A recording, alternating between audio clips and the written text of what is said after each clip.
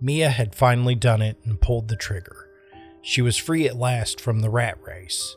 For the last 5 years, she had lived in her small office and only saw her home in the late hours of the evening.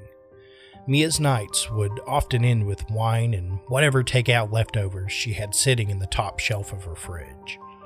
After 7-ish hours of sleep and a quick 10-minute shower, she would be back at the office to start the entire process over again. Being a financial analyst for one of the country's largest investment firms required this kind of commitment to the job. Only 3 topics of discussion appeared to be acceptable in the cold confines of those offices: the company, how you're spending your money, or current projects. Any subject that deviated from those 3 paths would be responded with dumbfounded stares and whispered exchanges at the printer. If you couldn't conform to the rules of the pack, the hierarchy would find a way to push you out. Everyone had these half smiles that suggested to the outside world that they loved it here. But behind the mask was frightened people that feared for job and position. So Miah saved every penny she earned, until at last she had enough money to purchase a fixer-up home. On her last day, she sent a mass email to everyone in the company that said in all capital letters, "I quit, and go to hell, Ted. I'll smile when I feel like it." Stepping outside those office doors felt liberating. It was the first breath of air that was unhindered by the stifling smell of burnt coffee and lost souls.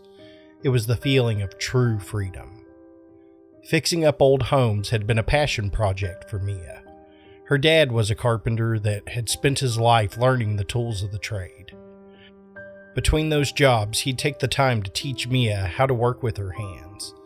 He may not have died a wealthy man, but he died happy. And at the end of the day, isn't that the most important part of living? Something about the physical labor made her feel closer to her dad, like the work would keep the memories fresh in her mind. Plus, working with her hands felt like you had an impact on the world, that you made it just a bit more in your image.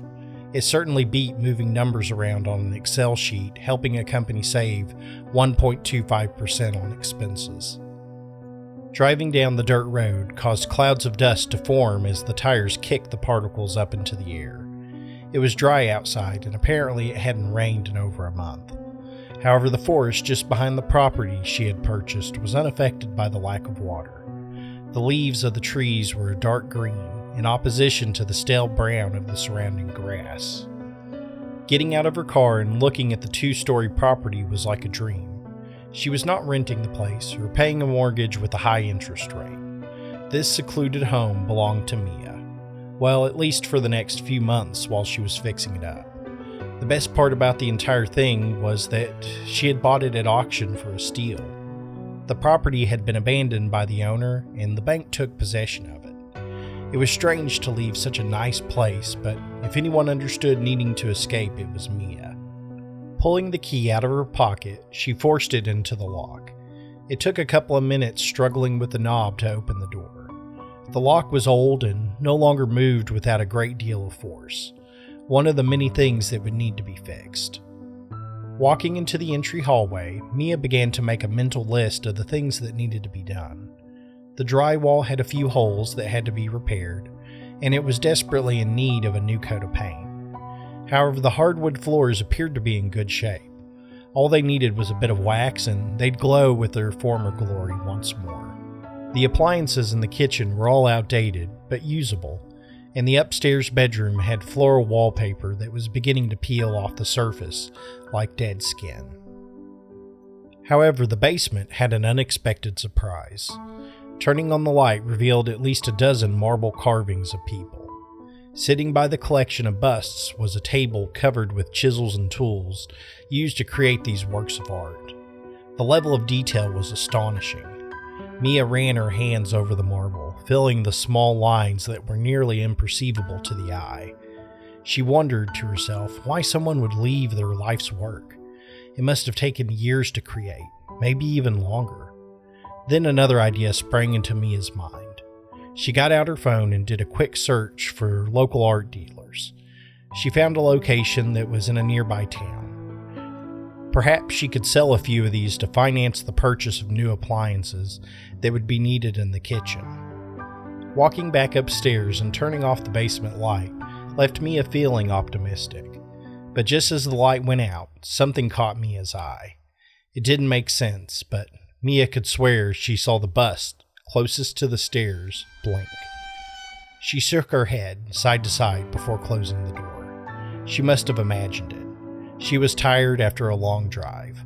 That was an explanation that made sense to her. Going back outside, she began to unload her car. Miah brought with her 2 travel suitcases, a bag of tools, a sleeping bag, and a few boxes. Placing these things in the entry hallway made her feel a bit sad, knowing that all those years of work had now been boiled down to a few boxes and a couple of suitcases. She began to understand how someone could get trapped at a company for 10 or 20 years, maybe even a lifetime. All of her memories over the last 5 years happened at that office. The majority of them had not been pleasant, but some days had been okay.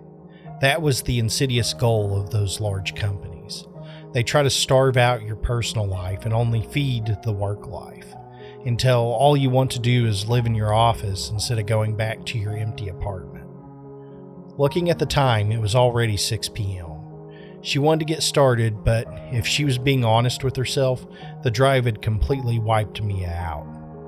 She took a quick shower, ate a dinner that consisted of chips and a Nutri-Grain bar, and laid on her sleeping bag, watching movies on her phone. It was not a glamorous evening, but she was truly free. Miah had a hard time getting to sleep on the first night in the house. Her mind danced on the border of awake and asleep, causing her dreams to be strange and uncomforting. At one point, she dreamed that a marble statue was watching her sleep from the window, its stone head moving back and forth, surveying the room. However, when she snapped awake, nothing was there, just a window overlooking the lawn at night. One thing was certain, she was buying curtains tomorrow. Waking up in the morning, she grabbed the marble busts from the basement and loaded them into the car. After last night's little nightmare, she decided they had to go. Just having them in the house made her feel uncomfortable. It was a struggle to load them into her car. Miah was shocked with the weight of the stone creations. She hoped the extra load wouldn't kill the suspension in her vehicle. The last thing she needed was an unexpected expense.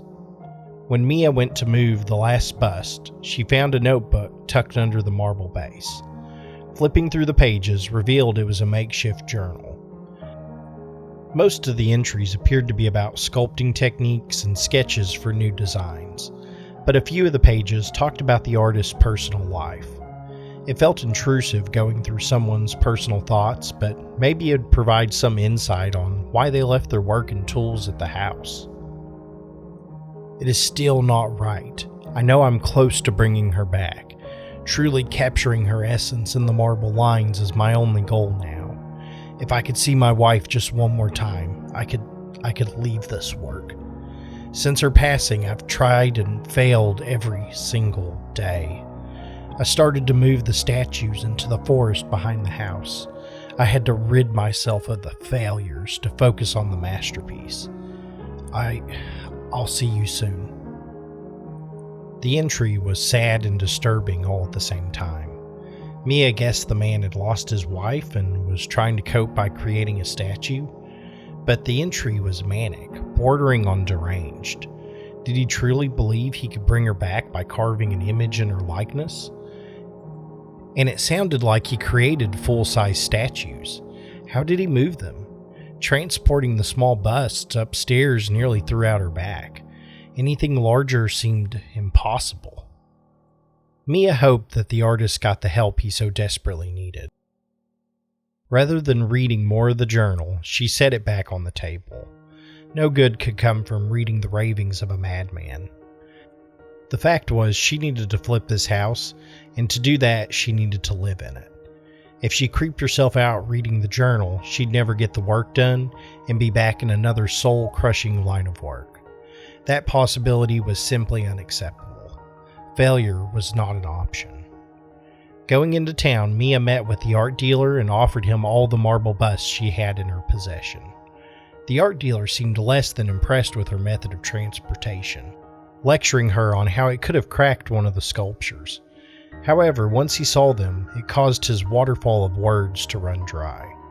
To her surprise, they turned out to be extremely expensive. During the conversation with the art dealer, he had this look of utter bewilderment on his face, commenting about the skill and detail required to create these works of art. She had this nagging feeling that she could have gotten more money for them, but the sum of money was too great to pass up. He offered her $50,000 for the entire set, and he was most likely going to sell them for double that price. But at the end of the day, she just wanted them gone, and the money was a lucky bonus. Miah immediately took the check to the bank and deposited it. Holding a check for that amount of money made her nervous. She wanted it out of her hands and into her bank account. The windfall from the sale put her in a gleeful mood. The effects of sleep deprivation had completely subsided, and she was now blasting music in her car. While she was in town, she picked up a couple of cans of paint, some rollers, and a drywall repair kit to fix the small holes. She also threw in some curtains for the window in her makeshift bedroom. As she made the trek back to the property, she felt like she was making real progress in her life now. Soon, she could have the home ready for sale and move on to bigger projects, maybe even start a company one day. Miah loaded the supplies into the house and began working on the entry hallway. The task was somewhat boring, but she still preferred this over the office. Focusing on the repetitive work allowed her mind to wander. Her thoughts began to dance around the forest just behind the property. The journal said that the artist moved statues outside. If she made $50,000 selling the busts, how much would somebody pay for a full marble statue? The possibility of extra treasure being hidden on the property made Miah excited. She simply had to know what was in the forest on the property. While she waited for the walls to dry, Miah went outside and began walking towards the forest. The cool evening air was a nice respite from the heavy aroma of fresh paint. It felt good to be outside again. Having the option to reset and take a break was a foreign concept back at the office. This new life Miah was creating was already starting to reward her with new boons. Stepping inside the forest, Miah felt the temperature shift a few degrees. The large branches absorbed the majority of the sunlight and only allowed a few rays to reach the soil below. A long-sleeve shirt would have been preferable, but she was not heading back inside now. Once Miah made it past the dense brush guarding the entrance, she saw it. A life-size statue of a woman stood in front of her. The face of the statue had a complex emotion. It was something between sad and angry. Perhaps the feelings of the artist were starting to bleed into his work. Just like his other sculptures, the level of detail on the statue was extraordinary. If it was made out of flesh instead of marble, it would have looked exactly like a person. Miah got out her phone and snapped a quick picture of the marble woman. Cursing under her breath, Miah realized she had forgot to charge her phone last night. The battery was at 10%, so she'd have a limited window to capture footage of this place. Turning off the screen on her phone, she began to look around the surrounding area. If one statue was out here, then maybe there were more. Looking back at the stone woman, Miah spotted a detail she had missed before. It looked like the figure was pointing towards the tree line. Miah followed the direction of the marble finger and found an overgrown path that had been covered by the thin branches. Walking along the hidden trail filled Miah with a sense of adventure, like she was exploring some undiscovered or forgotten part of the world. It was a feeling that she had forgotten as an adult, that sense of wonder experienced by children and the bold. This is what it felt like to truly live in the world, not just exist in it. After a short 10-minute hike, she emerged in a clearing that caused her to freeze in place. The surrounding area had 20, maybe 30 statues, all made with the same level of detail and care she had seen with the other sculptures. It was breathtaking to view a lifetime of work hidden in the forest. She stood in the center of the clearing and spun around, trying to capture each individual statue in her mind's eye. However, the amount of imagery was stunning and overwhelming. It was simply too much to take in at a single glance. The forest behind the house was part of the property she had purchased at auction. That meant that these statues belonged to her as well. She had no idea how to move them or begin the process of selling them, but this was literally a treasure sitting in her backyard. The collection of statues would likely sell for more than the value of the property. One object seemed out of place in the clearing. It was a stone table that had strange symbols carved into its surface. Miah ran her finger along the foreign letters, trying her best to understand the meaning but finding none. The object was decorated with coins and trinkets, some of them appearing to be old and brittle. They had no intrinsic value as far as she could tell, so she moved away from it. A mystery to explore for another time, she thought to herself. Miah got out her phone and began taking pictures. She took 2 of each sculpture, one at a distance and one close up so that the viewer could observe the level of detail and craftsmanship. Once she was satisfied with her work, she began flipping through the gallery of photos, making a mental count of the number of statues on the property. She counted 28 in total in the clearing. Then she remembered there was also one at the entrance of the forest. That made 29 total. She flipped back to the photo of the first statue, the one that had guided her to this clearing in the first place. It was a clever design by the artist to have a statue point towards the trail. However, when Miah looked at the photo of the statue, a dull ache started to build in her chest. This pain was quickly morphing into panic and terror. The photo of the statue at the entrance was not pointing. In fact, the hands of the sculpture had been crossed. But she was certain she had seen it pointing before. Had she imagined it? That was not possible. She would have never found the trail without the clue. It had to be some trick, some optical illusion that she simply didn't understand. That was the only explanation that made sense. But deep down, Miah knew the answer was not that simple. The primal instinct that can't communicate in words but only with feelings was screaming in protest to the rational explanation. It was the intuition that humans had inherited through generations of trials and missteps, from a time when we feared the dark, relying on that instinct to guide us to safety. Miah felt that something about the statues was unnatural. Suddenly, her phone turned off, the last percentage of power draining from the battery. Looking around the clearing, she could tell that the light had grown dimmer and the sun would disappear soon. She looked around at the shadows forming in the woods, certain she was hearing movement somewhere in the dark. Miah felt the hairs stand up on the back of her neck. She had that feeling that someone or something was watching her. Rather than question the feeling, she reacted, immediately running for the path.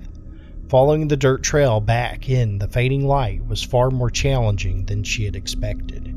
Each shadow threatened to hide an unknown horror, waiting to ambush her as she crossed. Even though Miah was uncertain about each step, she managed to at last emerge at the entrance of the forest.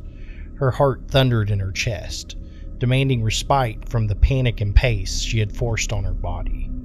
Taking in deep breaths, Miah allowed herself to relax against the side of a tree. Now that the flight response was passing, it allowed her to think about the situation. She was able to focus on her surroundings now, instead of searching the tree line. Then the realization struck Miah with a new wave of fear.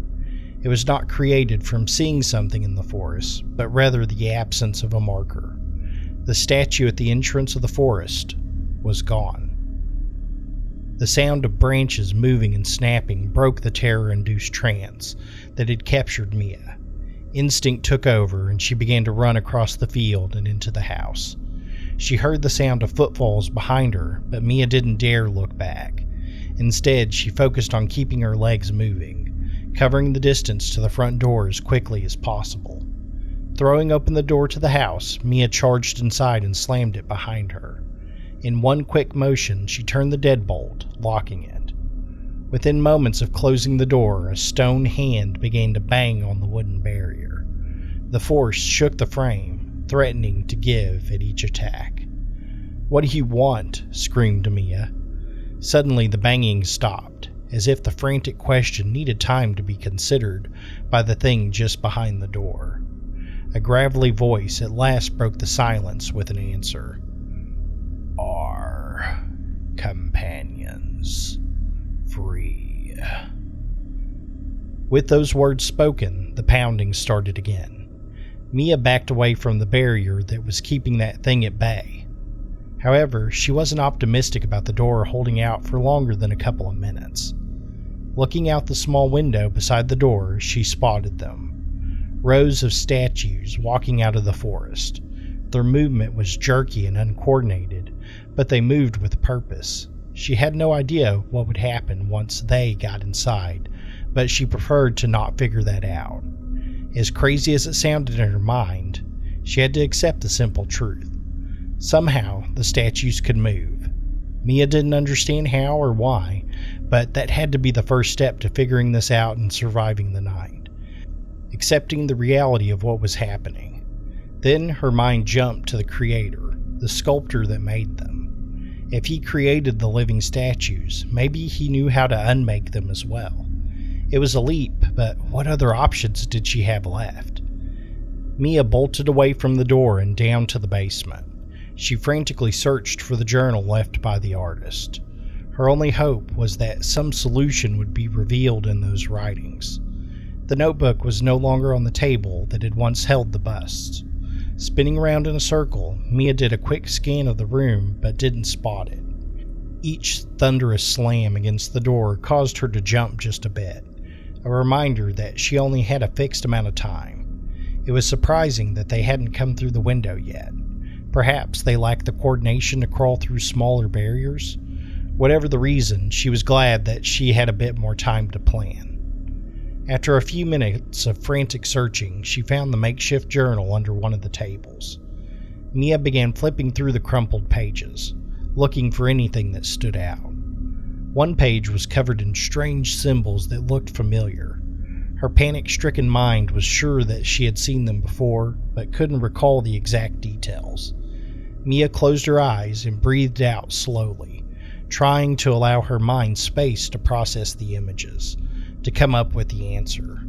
It was a trick she had learned when trying to discover offages on a spreadsheet. Sometimes you already know the answer. You just have to calm down enough to allow the solution to appear. The stone table. The pieces suddenly fell together in her mind.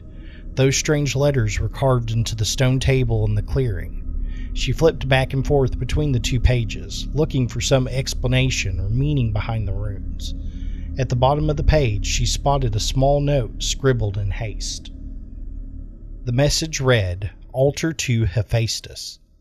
The name sounded familiar. A Greek god, maybe? Miah flipped to the last entry in the notebook and was filled with hope and panic at the words. "I've created abominations. In my arrogance, I thought I could bend the rules of the universe and bring her back. Instead, I brought ruin and evil into this world. The will of these creatures is growing stronger each passing day. For now, they seem content to hunt in the forest, but I can tell they want more. They want what we have. Life without limitations of marble. Freedom from the altar. Tomorrow, I will destroy it and hopefully undo the damage I've done." Closing the notebook, Miah considered the words for a second. She had hope, knowing that it could be possible to stop these things. However, it meant that she would have to go back into the forest, back into their realm. Another thought struck her at the same time. Perhaps the artist didn't abandon the property. He failed in the task of destroying the altar, and his corpse was now somewhere in the forest. The splintering sound of wood filled the air, confirming her worst fear. The door had given way to the onslaught. The statues were coming. The option to escape was now closing fast. She wished she had thought to grab her car keys. Guess she'd have to make a run for it now. Miah looked up at the window of the basement. It was high in the air, difficult to reach, and narrow, but it was her best option now. Miah grabbed one of the heavy wooden tables and began to drag it to the basement window. Her muscles strained to move the heavy object. They shook from the work, but this was no time for exhaustion. The adrenaline coursing through her veins gave her the ability to go just a bit further. The sound of heavy stone feet echoed overhead, a reminder of what was waiting for her if she failed. At last, she managed to drag the table the last few inches in order to climb on top of it and reach the window. It took a minute to figure out the mechanism that kept the window shut, but she happened to get lucky and find the latch quickly. As it opened, it let out a slight groan, a sign that it had been a long time since it had been opened. The cool night air came rushing into the basement to greet her, encouraging her to leave the stale environment underground. Turning back, Miah saw one of the statues coming down the stairs. It made a low, rumbling sound as it headed towards her, its face now locked into an eternal scream that was full of rage and sorrow. Miah pushed herself into the window and began to crawl outside. However, the opening was narrow and it was difficult to gain any traction on the grass. Thrashing and squirming from side to side, she inched her way through the narrow opening. Just as she was about to come out the other side, she felt something grab her foot and begin pulling her back. The stone creature had a firm hold on her now, its grip strong and unbreakable. Miah clawed at the grass, trying her best to find something that would prevent her from going back inside. Placing her hands on the side of the house, she pulled with all of her might.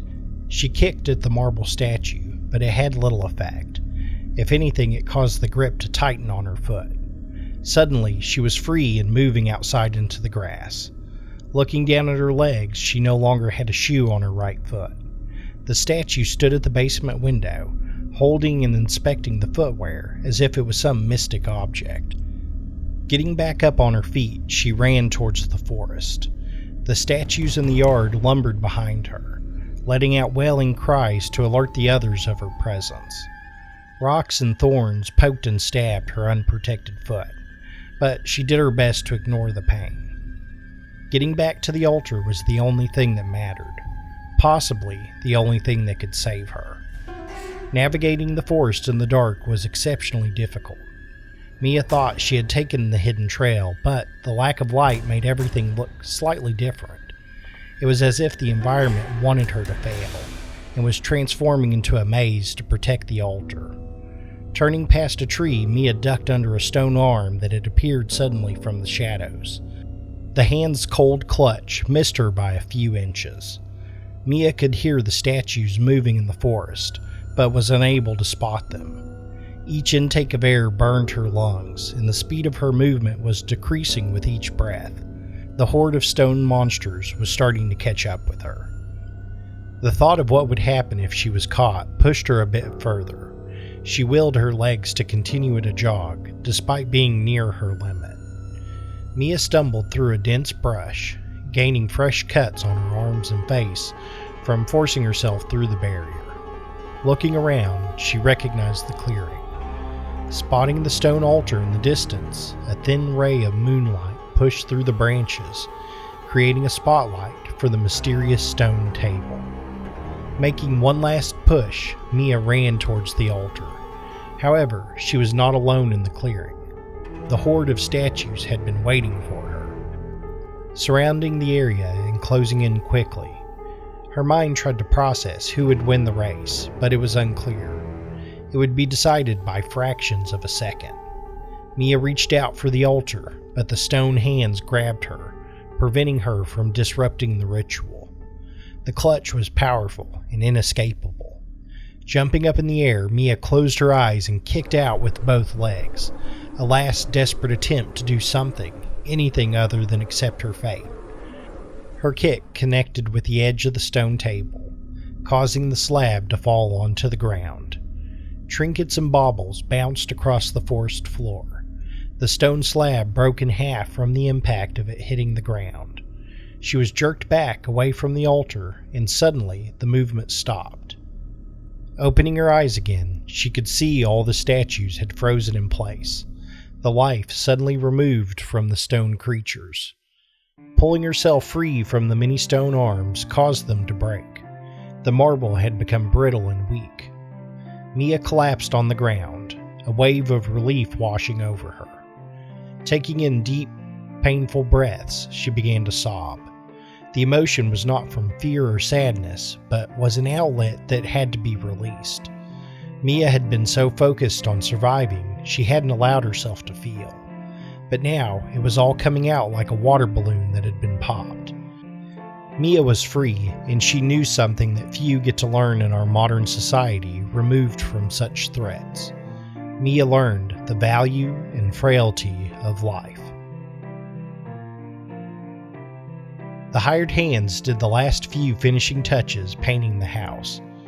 Over the last couple of months, it had transformed into a dream home. Miah already had a dozen offers on the property, and it hadn't even gone up for sale yet. The future of her fledgling business was uncertain. If she was being honest with herself, she didn't have any leads on her next project. The old Miah would have been terrified of the thought of that, but now it just seemed trivial. After her encounter with the statues, a new strength had been created, one that could only be found by trial and fire. Miah no longer worried about money and success. The things that should truly frighten us hide in the shadows of our understanding. Watching the painter's work, she thought about the words spoken by the statue. Are companions free? Did it mean that it wanted to be free? Or that it wished to be free from the property like the busts she had sold? Miah tried to go back and rebuy them, but they had been auctioned off quickly. The art dealer refused to give her the names of the buyers and forced her off the property. She could only hope that breaking the altar dispelled all of them, but deep down she feared the curse had found a way to survive. Ghastly here. If you enjoy this story, consider giving this video a like. It's the best, and it's a free method to support my work. If you would like to hear more stories like this one, consider subscribing, and I'll do my best to keep the stories coming. Now, I assume if you made it to this point in the video, then you enjoy the style that's on this channel. I really like hearing your feedback, so let me know in the comments the types of stories you'd like to hear. As always, I appreciate your support, and until next time, my friends.